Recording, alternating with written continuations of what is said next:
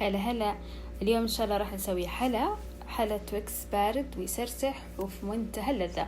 اول شيء في خلاط الكاس راح اسوي الخلطة اول شيء وبعدين نبدأ نطبق الحلا. عندي اول شيء القشطة، راح اضيف علبتين قشطة، بس العلبة اللي عندي بسم الله صغيرة، فانا راح اضيف 4 علب. بس لو العلبة العادية ضيفوا علبتين بس.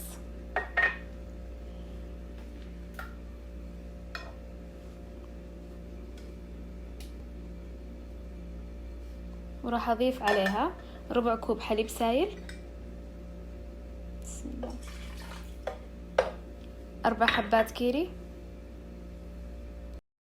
وراح اضيف ظرف دريم ويب، ظرف واحد.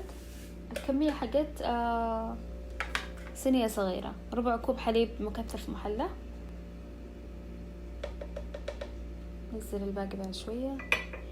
وحبتين تويكس مقطعة، ما تكون باردة، اهم شيء ما تكون باردة، لو كانت باردة راح تكسر الخلاط. وملعقة صغيرة نسكافيه او قهوة، اي قهوة تحبوها، ونخلطها ونرجع.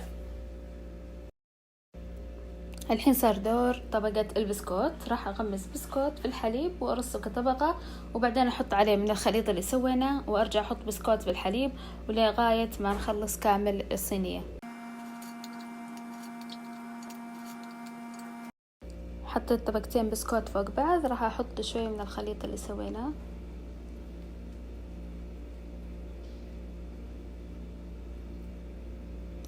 وارجع احط طبقة بسكوت ثانية.